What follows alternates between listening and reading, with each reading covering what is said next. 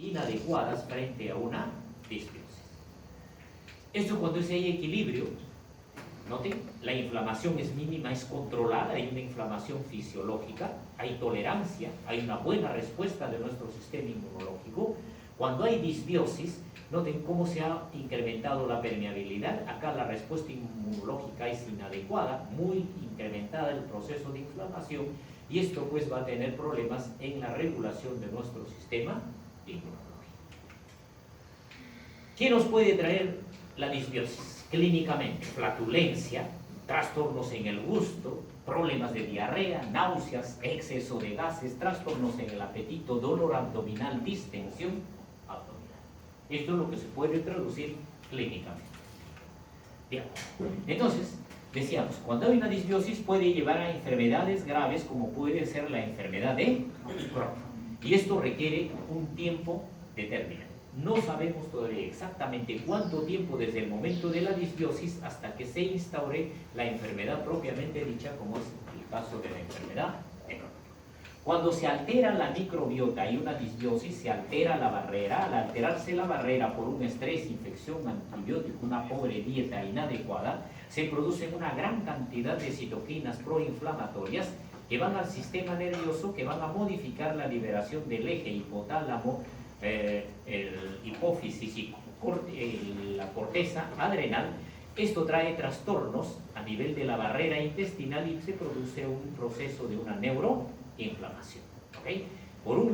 Tiene dos ejes, las citoquinas proinflamatorias, y va a modificar los niveles de estos ácidos que tienen que ver mucho con la neuromodulación a nivel cerebral.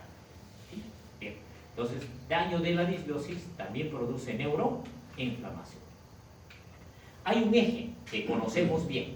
Entonces, estos son todos los metabolitos intermediarios a través de los cuales se van a comunicar la microbiota, el epitelio y el cerebro y el tipo de respuesta. Entonces es como si estuvieran comunicando con un walkie-talkie o con un celular. Oye, ¿qué pasa ahí? Tal cosa. Ah, ya, bueno. Entonces, esta es la respuesta. ¿Sí? Bien. Entonces, a este proceso inflamatorio van a pasar muchos la barrera hematoencefálica. Cuando pasan la barrera hematoencefálica van a alterar la fisiología de la microglia, y alterando la microglia prácticamente van a alcanzar a dañar a las neuronas que tienen una función especial. Y estos pueden llevar, si es en el área, por ejemplo, determinada de la corteza, que tiene que ver con la depresión o con la regulación del apetito, pueden llevar a la obesidad o a enfermedades neurodegenerativas como el Parkinson, ¿no? O un dolor de tipo crónico o una inflamación crónica, o trastornos en el apetito. Y como el alimento tiene que ver mucho con las células enterocromafines, ya sabemos, estas células enterocromafines van a regular una conducta emocional gratificante, por ejemplo. Entonces, cuando yo ingiero un alimento voy a tener una respuesta a nivel cerebral. En los pacientes, por ejemplo, que tienen obesidad, este eje está trastornado, y cada vez que ingieren un alimento el cerebro va a producir más dopamina, que da un efecto de dependencia al alimento, y entonces este circuito se cierra y se modifica la conducta de este paciente. Bien. En el colon irritable, ya decíamos, acá tenemos las poblaciones de cada una de las bacterias en el colon irritable. Hoy en día, la cirugía bariátrica para el problema de la obesidad, ¿no? Muchos le han hecho cirugía bariátrica. Perfecto, vemos desde el punto de vista morfológico, bajó de peso, etc. Pero modifican también su microbiota. Acá está el estudio de la microbiota. Y hay un efecto a nivel del hipotálamo frente a este tipo de cirugía. Por eso muchos pacientes que se les realiza este tipo de cirugía normal, incluso llegan a tener trastornos psiquiátricos muy severos. O incluso hay pacientes que con una técnica a nivel quirúrgico excelente, pero la respuesta de adaptación metabólica entre el intestino, ahora la microbiota y el cerebro, se rompió. Y ese paciente ya no sigue igual. Y se va al otro extremo, se va a la caquexia. Y muchos pacientes que le han realizado este tipo de cirugía se fueron al otro extremo y fallecieron. ¿Por qué? Porque la adaptación de estos individuos en su flora, en su fisiología y en su cerebro fueron inadecuadas. Entonces, no es la panacea para todos los pacientes una cirugía bariátrica para solucionar el problema de la obesidad. Bien. Entonces, cuando nosotros ingerimos alimentos, ingerimos una fibra, esto va a modificar la motilidad, hay acidosis, hay antibióticos a veces que ingerimos, todos estos productos van a interactuar con nuestra microbiota, se producen productos intermediarios y estos van a actuar a nivel del epitelio, lo van a permeabilizar y van a producir una respuesta de tipo inflamatoria que va a pasar a la circulación sanguínea. Acá vemos una dieta que tiene buena cantidad de fibra, vean ustedes, hay buena cantidad de ácidos grasos de cadena corta. Estos ácidos grasos de cadena corta mantienen un trofismo del epitelio, hay una inflamación fisiológica, hay buena producción de grelina, hay una buena ingesta de alimentos, los niveles de glucosa disminuyen, somos más tolerantes cuando hay una sobrecarga de glucosa, los linfocitos T comienzan a ser más reguladores y la cantidad de grasa vamos almacenando adecuada y fisiológicamente. En cambio, cuando hay una deficiencia en la fibra dietaria, noten ustedes cómo se daña este epitelio, esto condiciona una endotoxemia y esto va a llevar a una inflamación. ¿Sí? Entonces, acá tenemos el epitelio saludable, noten cómo la capa de moco se mantiene muy bien. Cuando hay un trastorno, noten acá cómo la capa de moco disminuye grandemente y este epitelio se ve alterado. Acá había una respuesta inflamatoria adecuada, los linfocitos T reguladores están bien diferenciados, en cambio acá la inflamación es muy elevada, ya hay trastornos ya de sensibilidad a la insulina, en este caso, y hay trastornos en la autoinmunidad. Entonces, este equilibrio por la presencia del lactato entre estos dos grupos de bacterias, noten, se rompe y cuando se rompe ese equilibrio va a producir daño a nivel del epitelio de revestimiento.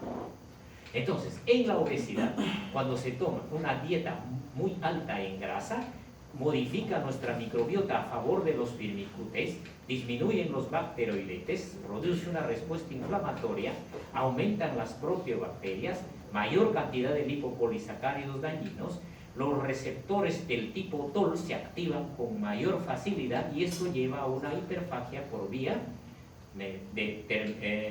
vagal. Se cierra el círculo con el incremento de los receptores TOL que aceleran la inflamación. ¿Por qué? Porque el receptor TOL abre las compuertas a nivel del epitelio y acá se cierra el círculo. Entonces, el obeso comienza a tener todo este problema de circuito cerrado. Bien. En condiciones normales, el cerebro, con las vías nerviosas, noten cómo mantiene un epitelio, la cantidad de receptores TOL. ¿Okay? En cambio, si hay una dieta muy alta en grasa, este eje cerebro-intestinal, noten, se ha incrementado los receptores TOL, se ha incrementado la permeabilidad, la microbiota ha aumentado considerablemente y los lipopolisacáridos, a diferencia de acá. Y entonces, esto trae trastornos a nivel de nuestro organismo.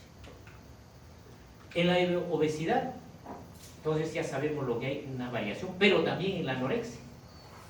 Y noten, la anorexia está ocurriendo una disminución de los bacteroidetes y un incremento de las actinobacterias y la verrucosidad. ¿Bien?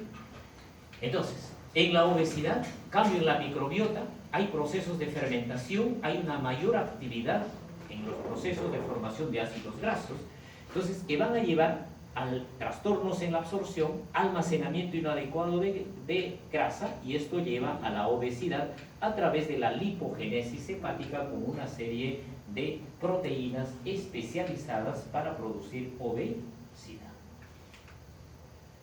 Otras enfermedades asociadas a disbiosis, hemos visto obesidad, el síndrome metabólico, esteatosis hepática no alcohólica, enfermedades inflamatorias, colon irritable, aterosclerosis, autismo, alergias y asma.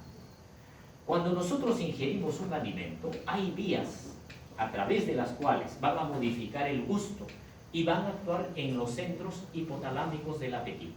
Y esto nos van a traer un tipo de respuesta que nos pueden llevar a una conducta normal, a procesos de impulsividad, de ansiedad o de depresión. Todo por el tipo de alimento que hemos ingerido. Se estimula una serie de vías de citoquinas a través de vías nerviosas se modifica el gusto y se da una respuesta a nivel del centro del apetito. La sensibilidad a la insulina también se modifica por la microbiota. Noten en un obeso hay resistencia a la insulina. En condiciones normales no hay resistencia a la insulina. ¿Sí? Para el proceso de aterosclerosis, la microbiota tiene que ver mucho en estos casos.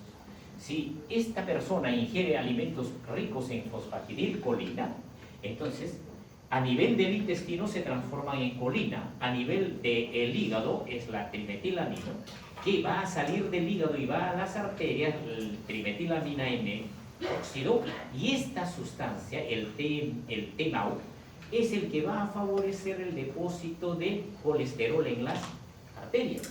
Y este depósito en el colesterol en las arterias lleva pues ataques en el corazón, lleva problemas de shock cardíaco y puede llevar también a la muerte por el proceso de la aterosclerosis. Entonces la aterosclerosis no solo depende del nivel alto de colesterol, sino depende de lo que nosotros ingerimos, de las sustancias intermediarias que se producen entre el intestino, el hígado y los vasos sanguíneos. Entonces, modificando nuestra dieta, manteniendo una buena microbiota, no vamos a llegar a ser aterosclerosis. Este finlandés que había determinado hace tiempo, en el 2003, fue uno de los artículos que dio el impacto en el mundo científico. Cuando él llegó a esta conclusión que el sistema GAL era perjudicado cuando se utilizaba inadecuadamente los antibióticos muy tempranamente. Y la gran causa de la alergia era justamente el mal uso de antibióticos que se utilizaban en los recién nacidos.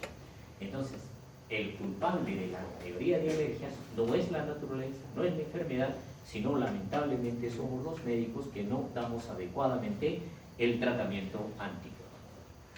Cuando hay translocación bacteriana, es decir, las bacterias que están en el lumen pasan a nivel de la circulación. Ya hemos visto, se altera la flora, trastorno en la barrera, todos los mecanismos de adherencia se alteran en las bacterias, hay lesión directa de la mucosa por irradiación, por toxinas, por ulceración, hay trastornos en el flujo sanguíneo, en el shock hipovolémico endotoxémico.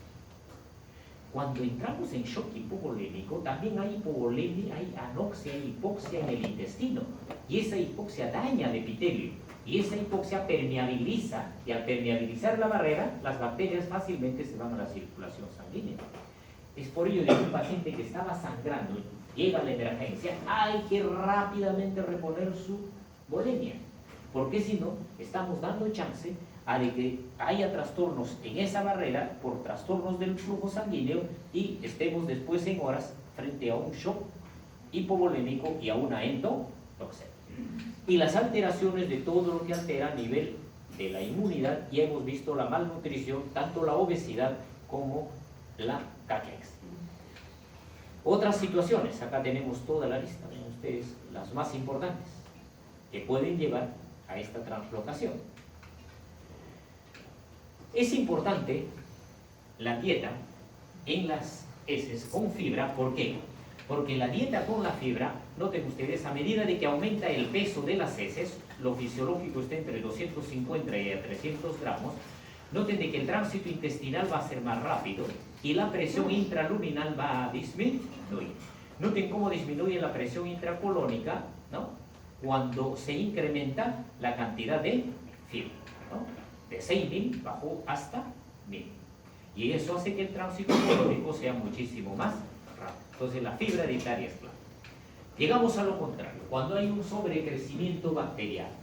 Este crecimiento, este sobrecrecimiento va a tener una serie de efectos en nuestro organismo. Desconjuga las sales biliares, nos da esteatorrea. Se utiliza mal la cobalamina, lleva anemia megaloblástica, daño en la mucosa a mala absorción, produce mucho gas, distensión y flatulencia. Acá tenemos el metabolismo de un colonocito sano y acá tenemos el metabolismo de un colonocito neoplásico. ¿Ven? Como acá se ha acumulado mucho butirato, en cambio acá que maneja adecuadamente el butirato y hay un crecimiento adecuado. En cambio acá se altera el crecimiento para el colonocito neoplásico. Consumo de alcohol. modifica nuestra bacteria. Hay un sobrecrecimiento bacteriano, mayor formación de endotoxinas, daño en nuestra mucosa, daña este epitelio, lleva a la circulación sanguínea. Estas endotoxinas que vienen de las bacterias van a ir a nivel del hígado, las células de Kupffer van a tratar de defendernos, de igual manera los monocitos, los macrófagos. Hay una inhibición de la fagocitosis por esta endotoxemia, una mayor liberación de leucotrienos, de sustancias radicales de oxígeno que van a producir daño en el. Antes se pensaba que el alcohol directamente afectaba y dañaba el hígado. Hoy en día no. Esta es la vía que más va a llevar al daño hepático. Entonces, cuando alguien ingiere alcohol, un hepatoprotector no tiene ninguna indicación médica. En lugar de utilizar un hepatoprotector, tendríamos que conocer qué tipo de bacterias en este individuo se modifican cuando ingiere alcohol. Entonces, conociendo ello, para prevenir, entre comillas, el sobrecrecimiento y la formación de endotoxinas, tendría que tomar un antibiótico. Noten cómo cambian las cosas. Utilizando antibiótico para prevenir daño por alcohol. Entonces, hay que hacer esos estudios, probablemente se van a hacer los estudios y en adelante se estarán utilizando antibióticos para prevenir toda esta secuela. Gas intestinal. Todos tenemos estos gases de la naturaleza. Acá tenemos el porcentaje en el estómago, en el intestino delgado y en el colon. Lógicamente en el colon siempre se va a acumular la mayor cantidad de gases, también fisiológica. ¿De dónde viene el gas intestinal? Viene de tres fuentes: del aire deglutido, del gas que se va a formar a nivel del intestino y de la difusión del sistema por tres fuentes. El volumen de un gas en 24 horas de 100 a 200 mililitros. La composición química, esta de acá. Entonces, cada vez que deglutimos nosotros, por ejemplo, 10 mililitros de agua, cuando deglutimos, vamos a deglutir 17 mililitros de aire, que lo vamos a eliminar fisiológicamente con el eructo, que muchas veces ni nosotros lo percibimos.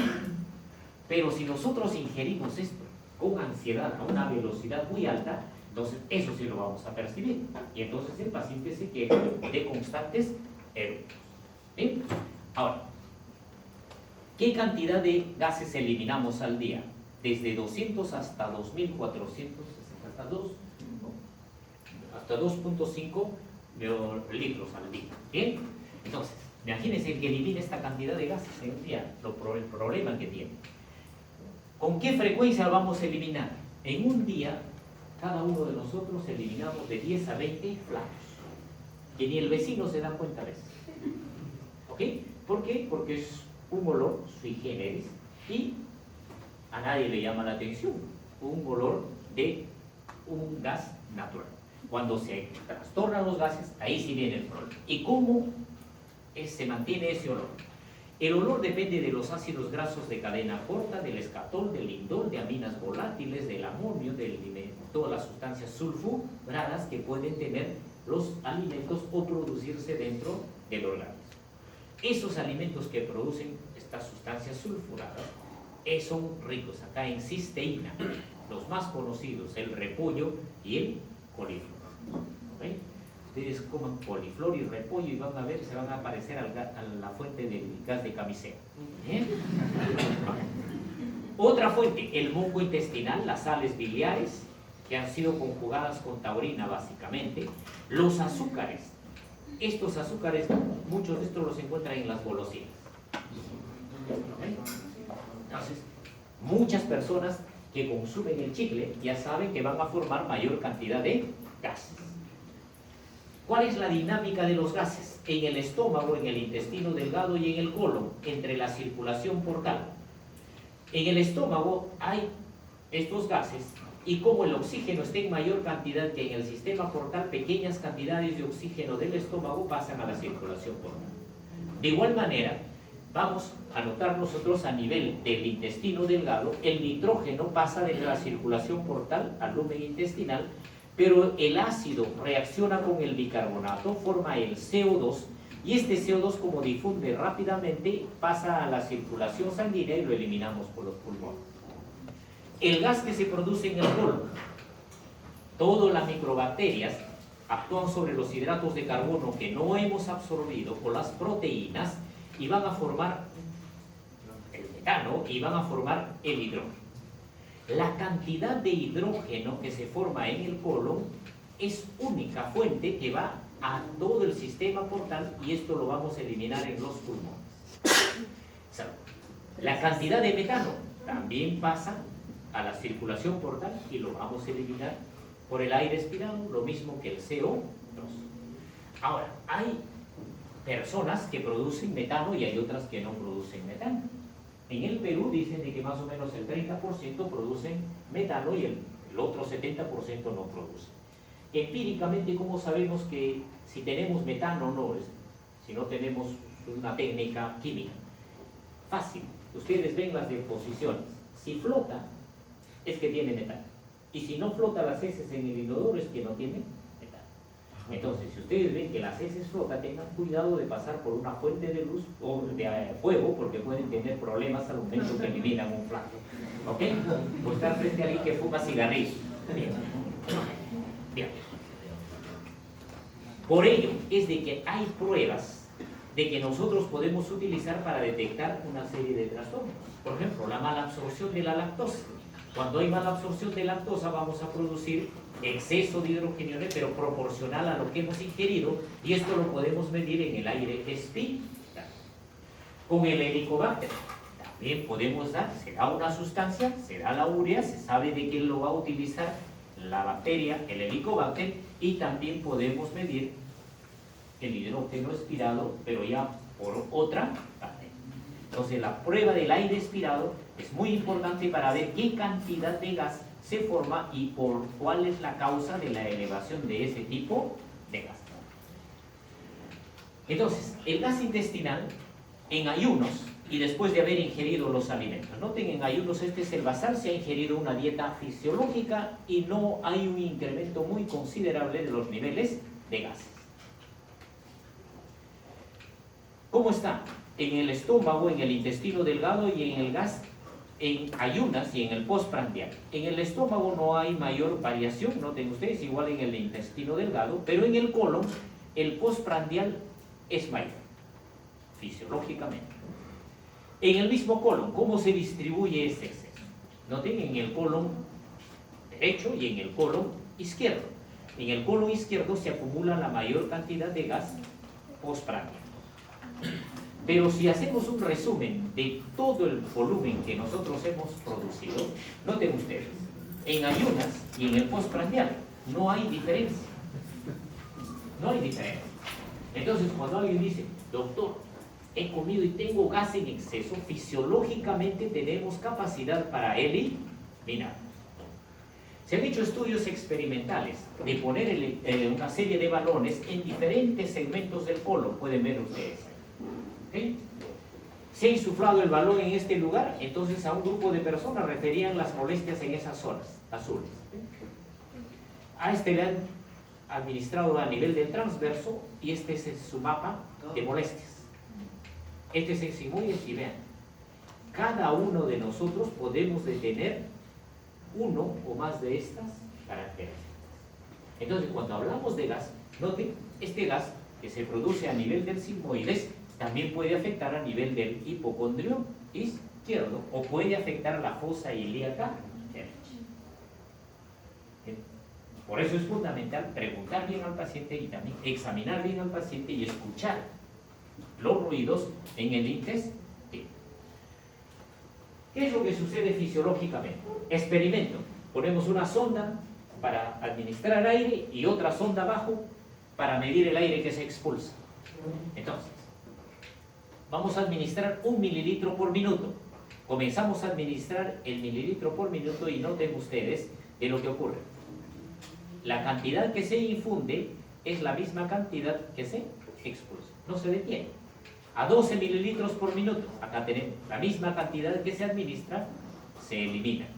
Entonces, y así podemos nosotros decir, cualesquiera que sea el volumen que se administre, es el mismo volumen que se está expulsando. Entonces, fisiológicamente no hay forma de retener. Ahora, hay situaciones patológicas en las cuales sí pueden retener los pacientes los gases y eso ya va al terreno patológico y no desde el punto de vista fisiológico. Acá les recuerdo, esta es la bacteria que va a formar el metano. Entonces, los pacientes que les molesta mucho el metano muchas veces vienen por halitosis. Y dicen, doctor, en mi casa ya me tienen cansado. Mis compañeros de trabajo, mis compañeros de estudio me dicen de que yo huelo a metano, ¿no? Pero yo no fumo, ¿cómo no hago esto? Entonces a esta persona que ya a veces llega hasta el nivel de la paranoia, entonces hay que hacer el estudio y ver si tiene este tipo de bacterias. Entonces si identifica este tipo de bacterias, lo podemos ayudar dándole antibióticos específicos. Y el antibiótico, al disminuir esta población de la bacteria, no forma metano y este paciente se ha aliviado grandemente de sus molestias. ¿Sí?